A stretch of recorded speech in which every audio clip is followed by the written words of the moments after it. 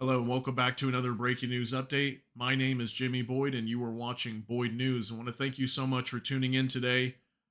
I've got some news coming out regarding that drone strike in Jordan yesterday. I want to share this all with you.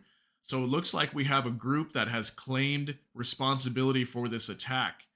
Their name is the Islamic Resistance in Iraq.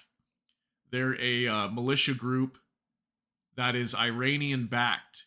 Okay, they are Iranian backed, but they are from Iraq. So yeah, they're considered a loose coalition of Iranian backed militias. They have claimed that they attacked uh, this Jordan base, the Tower 22 base.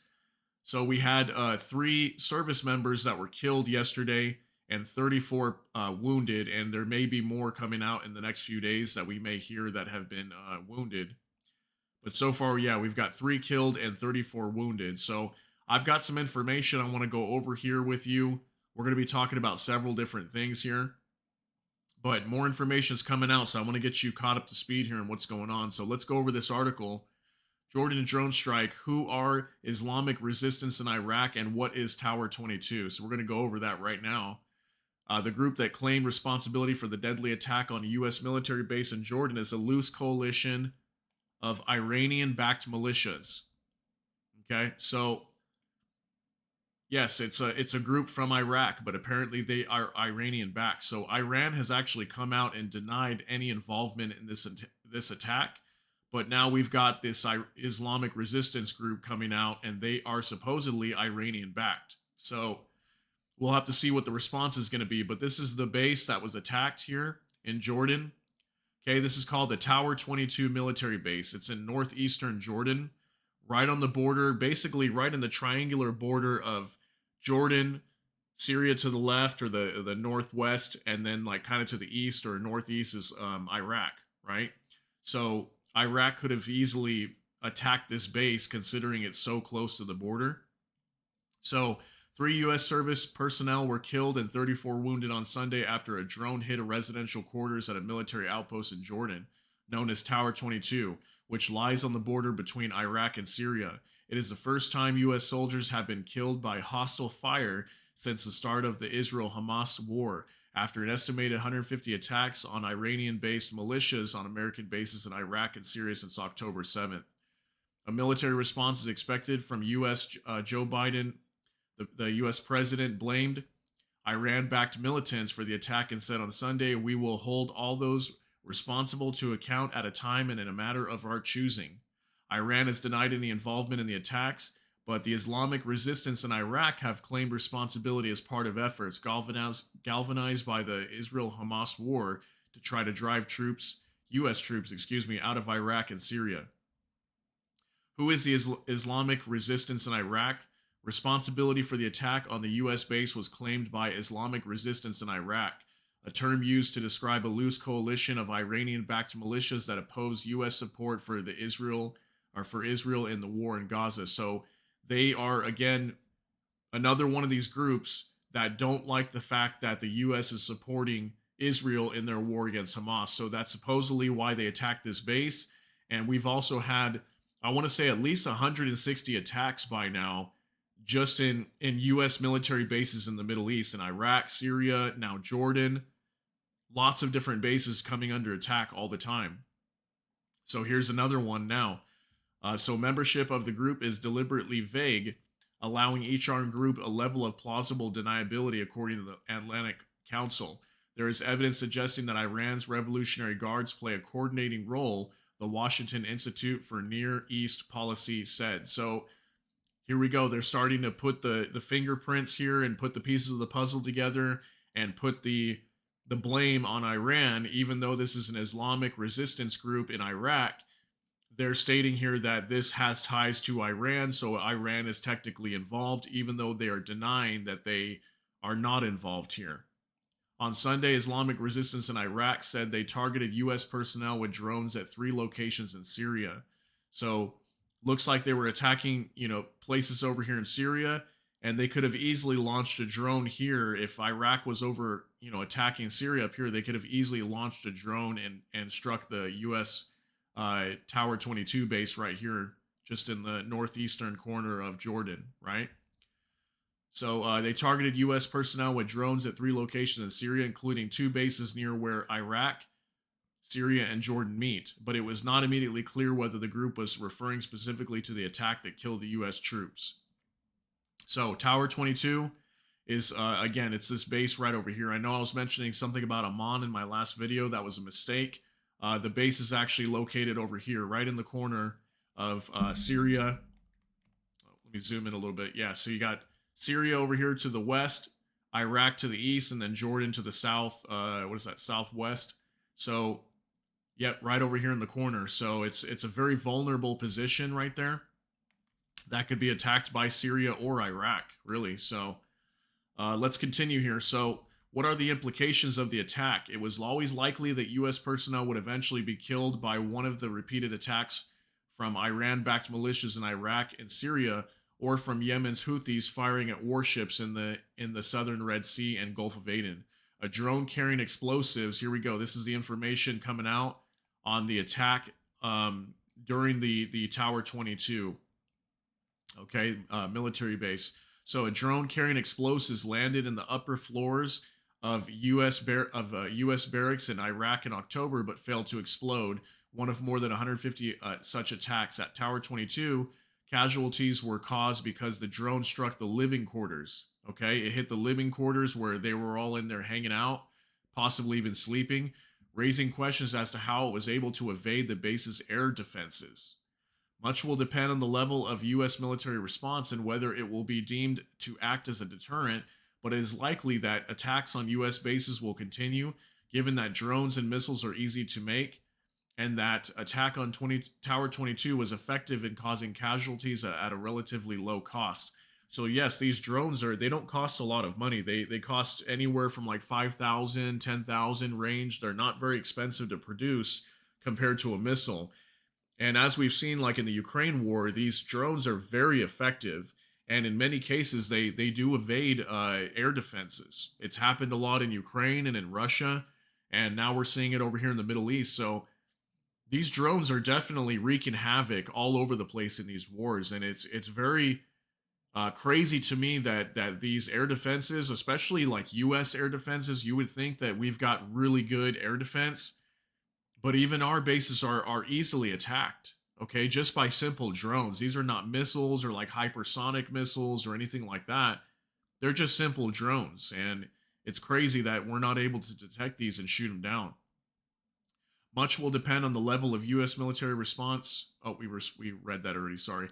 The key question is whether the U.S. will strike directly at Iranian targets or possibly inside Iran itself, or focus on the militias in Iraq and Syria. Even the latter option is not without implications. A week ago, Iraq's Prime Minister Shia al-Sudani complained via a spokesperson that U.S. retaliatory strikes against the Kataib Hezbollah group blatantly violated Iraq's sovereignty.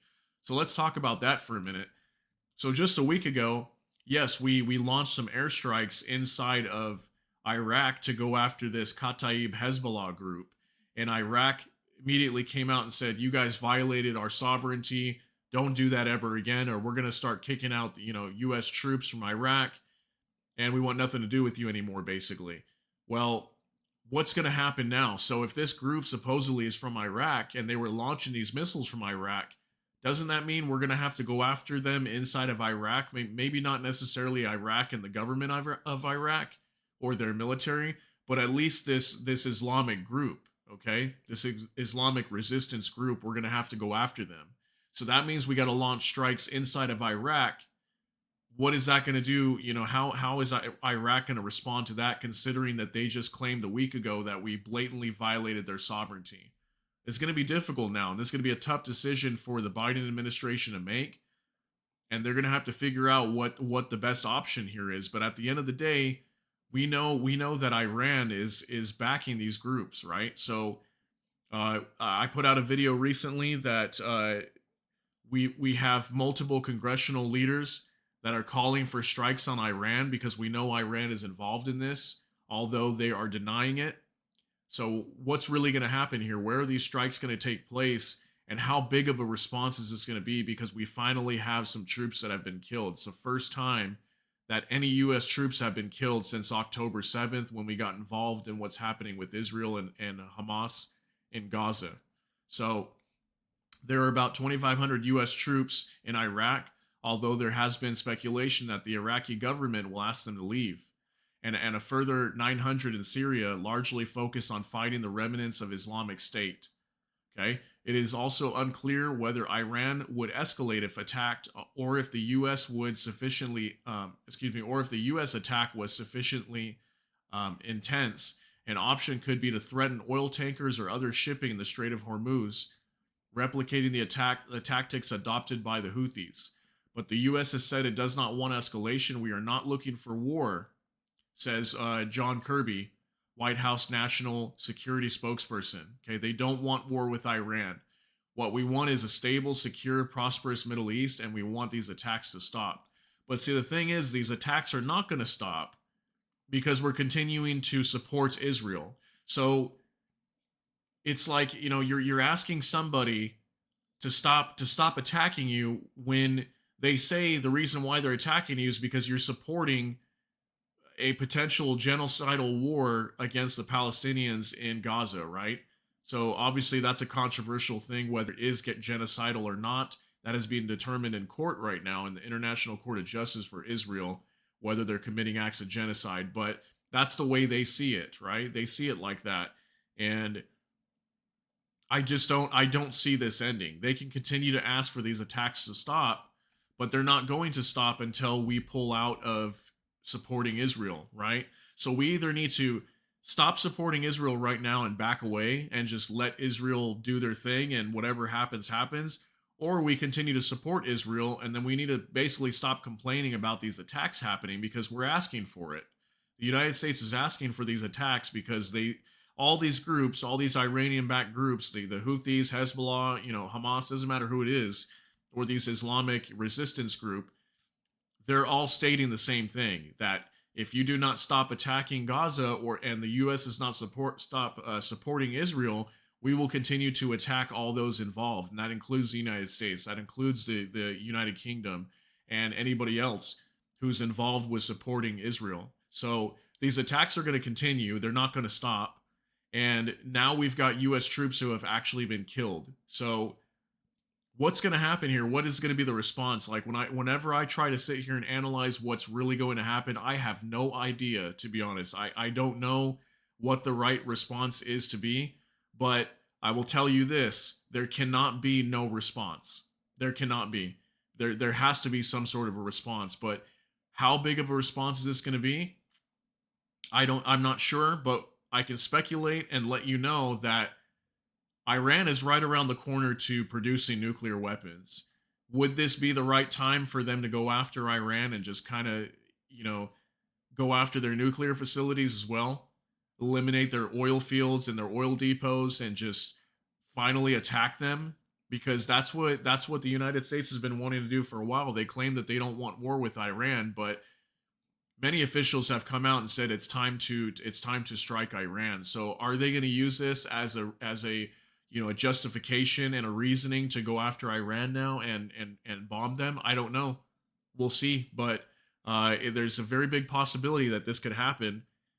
And I just don't really see how us going after Iraq and going after these militias is really going to do much. I don't think it'll deter anything. If anything, it's just going to make Iraq very upset. And, we're going to have more destabilization ties with them, or in terms of our ties with them.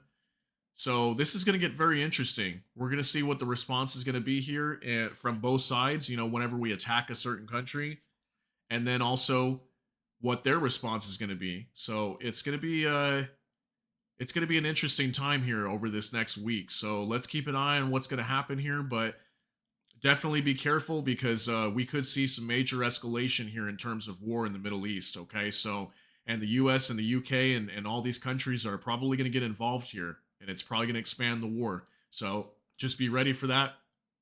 That's going to be the latest I have here on this attack yesterday for what happened with these U.S. servicemen that were killed in Jordan. So if anything else comes out, I will definitely update you as soon as I possibly can. But thank you so much for tuning in. Really appreciate you being here. If you enjoyed, please like the video.